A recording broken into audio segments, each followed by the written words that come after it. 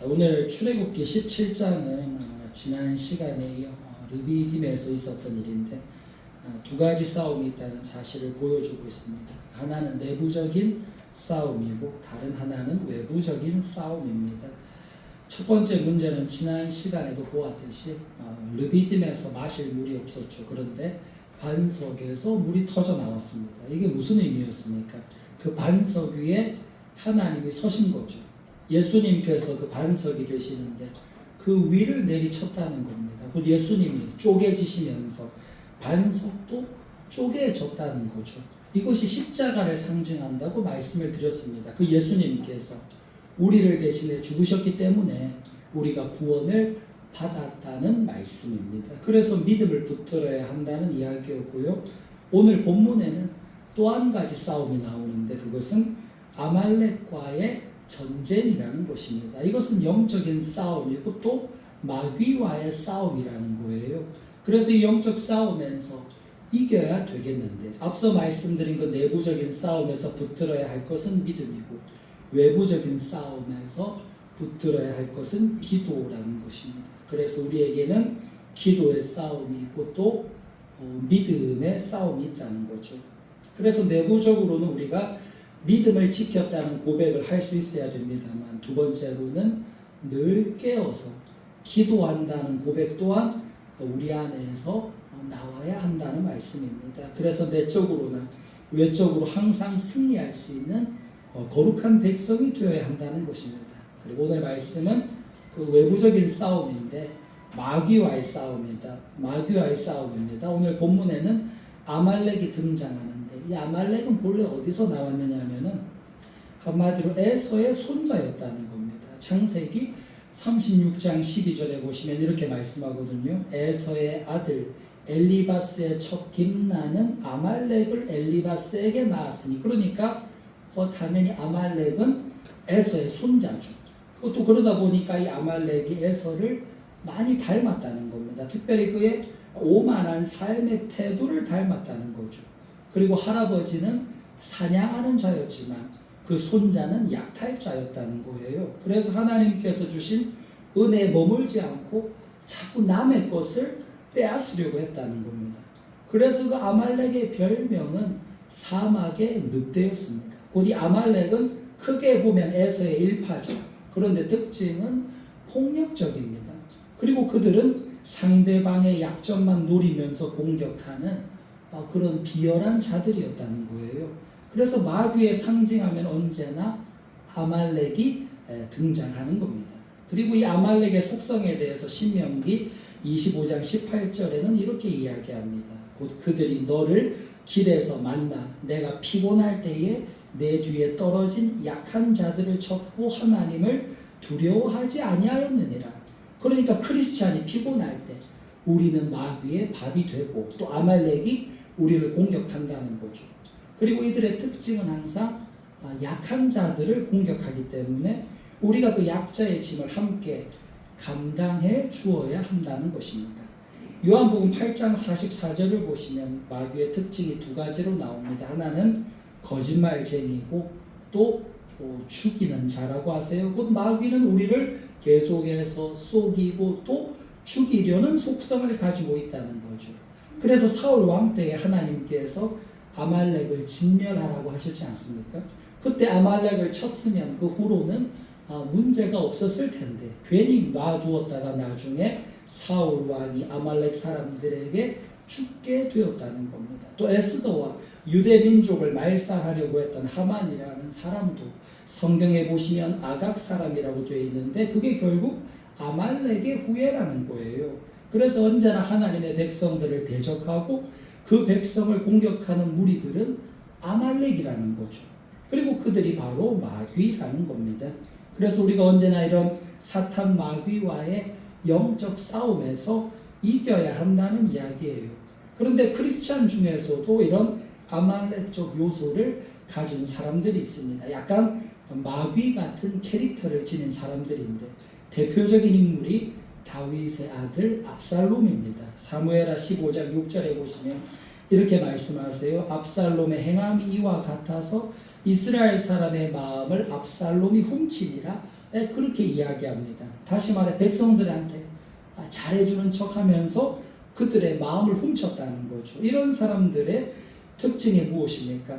하나님의 복으로 살려고 하지 않고 자기 편을 만들어서 음모를 꾸미고 이간질하고 그렇게 자기의 길을 개척하려고 한다는 겁니다. 그게 바로 아말렉 같은 특징을 가진 자들이라는 거예요. 그런데 이렇게 숨어서 음모를 꾸미는 자들을 우리가 어떻게 찾아내겠습니까? 찾을 수가 없죠. 그러나 근심할 필요는 없다는 겁니다. 왜요? 우리가 하나님 앞에 기도하기 시작하면 하나님께서 이런 아말렉과 직접 싸우시기 때문입니다. 그래서 오늘 본문 16절에 보시면 그렇게 말씀하시죠. 우리 오늘 본문 16절 말씀 함께 읽겠습니다. 이르되 여호와께서 맹세하시기를 여호와가 아말렉과 더불어 대대로 싸우리라 하셨다 하였더라.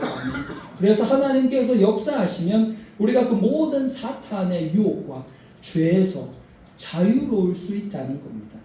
주기도문에도 우리가 그렇게 기도하잖아요. 다만 악에서 구하옵소서라고요.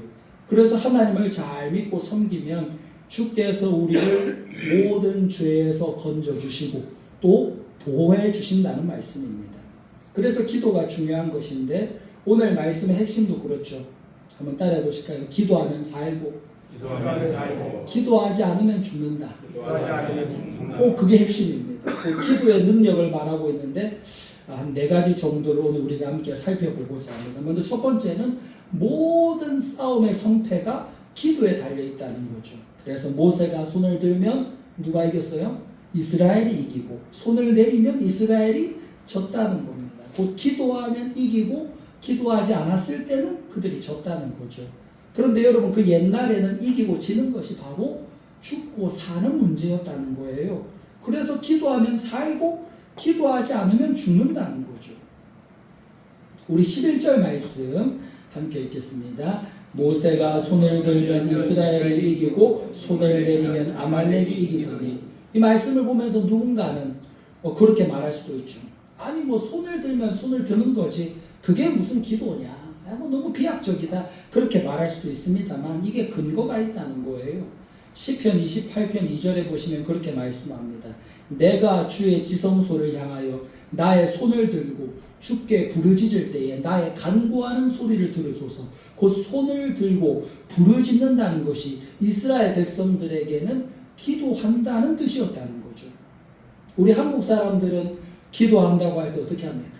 언제나 이렇게 두 손을 모으고 무릎을 꿇고 눈을 어떻게 해야 돼요? 눈을 뜨면 선생님들이 뭐라 하잖아요. 눈을 감아야 되고 그 기도라고 생각하지 않습니까? 그런데 이스라엘 민족은 그렇지 않다는 겁니다. 그들은 기도할 때에 눈을 뜨고 기도해요. 자연을 바라보면서 기도하고 고개를 듭니다. 그리고 또 한 가지 특징은 두 손을 들어서 이렇게 기도한다는 거죠. 이런 기도의 형태가 신약 성경에도 나오는데 디모데전서 2장 8절에는 이렇게 말씀합니다. 그러므로 각처에서 남자들이 분노와 다툼이 없이 거룩한 손을 들어 기도하기를 원하노라. 여기 보시면 남자들에게 거룩한 손을 들어서 기도하라고 하시죠. 그리고 남자들이 기도하지 않을 때 어떤 일이 벌어지냐면 남자들은 다 분노하게 돼 있다는 겁니다. 그래서 오늘 남편이 분노한다 그럴 때 그 이유는 기도가 없어서 그렇다는 이야기예요. 왜냐하면 남자는 이게 뭐 분노의 동물이거든요. 그래서 남성 사회에 가면요, 남자 고등학교, 군대 이런 데 가보면은 맨날 싸우고 때리고 다툰다는 겁니다. 그래서 거룩한 손을 들고 기도하지 않으면 언제나 분노와 다툼으로 가게 된다는 거죠. 그래서 이런 모든 일들이 있을 때 해결책은 뭐냐? 기도라는 거예요. 또 기도하면 그 모든 문제들이 다 해결된다는 말씀입니다.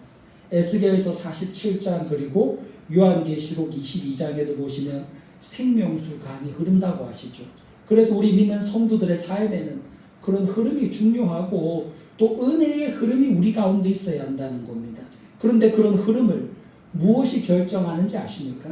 바로 우리의 깊이가 우리의 흐름을 결정한다는 말씀입니다. 에스겔서 47장을 보시면 하나님의 성전 문지방에서 흘러나오는 물이 있거든요. 그 물이 처음에는 발목에 차고 또 더 가서는 무릎에 차고 나중에 가서는 헤엄칠 정도의 깊은 물인데 그렇게 깊어질수록 어떻게 됩니까? 물의 흐름은 더 강력해지더라는 것입니다. 그리고 그 흐름이 어디까지 흐르나요? 강 좌우편에 있는 나무들을 다 살려내고 마지막에는 죽음의 바다라 불리는 그곳까지 살리는 힘이 있더라는 거죠. 그래서 오늘 우리 삶에 또 우리 사회에 영향력을 미치기 위해 필요한 게 무엇입니까? 그것은 강력한 흐름이 있어야 되겠는데 그 강력한 흐름이 어디에서부터 생기나요? 바로 기도의 깊이에서부터 비롯된다는 말씀입니다. 그래서 우리의 기도가 깊어져야지만 강력한 은혜의 흐름이 있는 하나님 백성이 될 수 있다는 거예요. 이제 오늘 내용 본문을 보시면 산 아래에서는 여호수아가 아말렉과 전투를 합니다. 그리고 산 꼭대기에서는 모세와 또 아론과 훌이 두 손 들고 간절히 하나님 앞에 기도를 하는 거죠. 그런데 모세의 손이 들리면은 이스라엘이 이기고 그의 손이 내려가면 이스라엘이 졌다는 겁니다. 그 싸움의 성패가 밑에서 벌어지는 전투가 아닌 위에서 이루어지는 기도에 달려있더라는 거예요. 그래서 말입니다. 우리가 이 땅을 살아가면서 내 눈앞에 보이는 현상들이 있지 않습니까? 그런데 그 현상에서 원인이 나오는 게 아니라는 겁니다. 모든 것은 보이지 않는 영적 세계에서 그 원인이 나온다는 거예요. 왜 우리가 행동할 때도 보면 그 행동도 그냥 되는 게 아니라 우리 속에 있는 생각이든지 거기서 시작된 무엇인가가 우리의 행동을 이끄는 것 아닙니까? 마찬가지로 보이지 않는 곳에서 보이는 것이 나온다는 거죠. 우리가 믿음장이라고 말하는 히브리서 11장 3절 뒷부분에 보시면 이렇게 말씀합니다. 보이는 것은 나타난 것으로 말미암아 된 것이 아니니라 그렇게 말하죠. 곧 보이지 않는 영적인 것에 그 뿌리가 있다는 것입니다. 그래서 말입니다. 오늘 우리가 기도할 때에 그 결과가 밖으로 나오게 된다는 거예요. 아무리 내가 열심히 살고 뛰어봐야 기도 없는 열심은 삽질밖에 되지 않는다는 말씀입니다. 오직 기도해야지 그 영적 세계에서 비롯되는 일들로 인해서 우리의 현상 세계들까지 다 변화가 되고 그 결과가 나타나게 된다는 것입니다. 그래서 우리 인생도 기도를 통해서 그런 승리를 맛볼 수 있어야 한다는 거예요. 그런 승리의 체험을 기도를 통해 우리가 다 누릴 수 있어야 되겠습니다. 두 번째로 오늘 본문에 나타나는 기도의 특징이 있는데 그것은 체험을 붙들고 기도하는 것입니다. 오늘 본문을 보시면 모세가 그냥 기도한 게 아니라요. 뭘 들고 기도했습니까? 자기의 지팡이를 들고 기도했다는 거예요. 우리 9절 말씀 함께 읽겠습니다. 모세가 여호수아에게 이르되 우리를 위하여 사람들을 택하여 나가서 아말렉과 싸우라. 내일 내가 하나님의 지팡이를 손에 잡고 산 꼭대기에 서리라. 그러니까 모세가 기도할 때에 그냥 이렇게 손만 올려서 기도한 게 아니라 자기가 출애굽할 때 가져 나왔던 그 지팡이를 들고서 기도했다는 것입니다. 그러면 그렇게 기도할 때 그 지팡이를 들고 기도했으니 얼마나 무거웠겠습니까? 그런데 이 지팡이는 어떤 지팡이인가요? 체험의 지팡이이자 경험의 지팡이죠. 이 지팡이로 반석을 쳐서 생수가 쏟아지게 했던 바로 그 지팡이 아닙니까?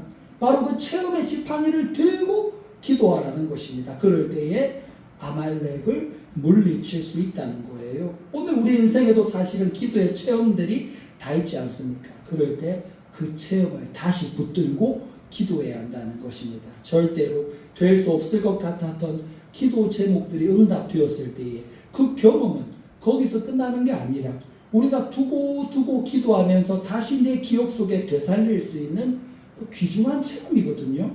그래서 말입니다. 오늘 내 삶이 수렁 가운데 있다 할지라도 과거 하나님께서 우리에게 응답해 주셨던 그 사건들을 다시 기억하면서 우리 역시도 모세처럼 지팡이를 붙들고 다시 주 앞에 기도해야 한다는 말씀입니다. 그럴 때 하나님께서 우리의 삶을 크게 넓혀 주신다는 거예요.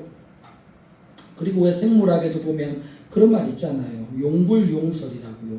우리가 자꾸 사용하면 할수록 더욱더 그 일에 강력해진다는 거죠. 반대로 사용하지 않으면 그 기능은 퇴화되고 만다는 겁니다. 그러니까 하나님께서 우리에게 주신 모든 것들을 자꾸 사용해야 한다는 거예요. 다윗도 보면 그가 어렸을 때 하나님께서 그와 함께 해주셨던 체험의 지팡이가 있었습니다. 그리고 그 막대기로 양떼를 지킬 때에 사자의 공격과 곰의 공격에서 양떼들을 건져냈다는 거죠. 그리고 그 체험을 가지고 끝이냐? 아니고 다시 또 골리앗 앞으로 나아가지 않습니까? 심지어는 그때는 사울 왕도 말렸다는 겁니다. 저 골리앗은 어려서부터 용사라서 그 사람은 보통 사람 아니기 때문에 너는 그 소년이 나가서 게임도 안 된다고 나가지 말라. 그랬는데 다윗이 이때 오히려 사울을 설득하더라는 거예요.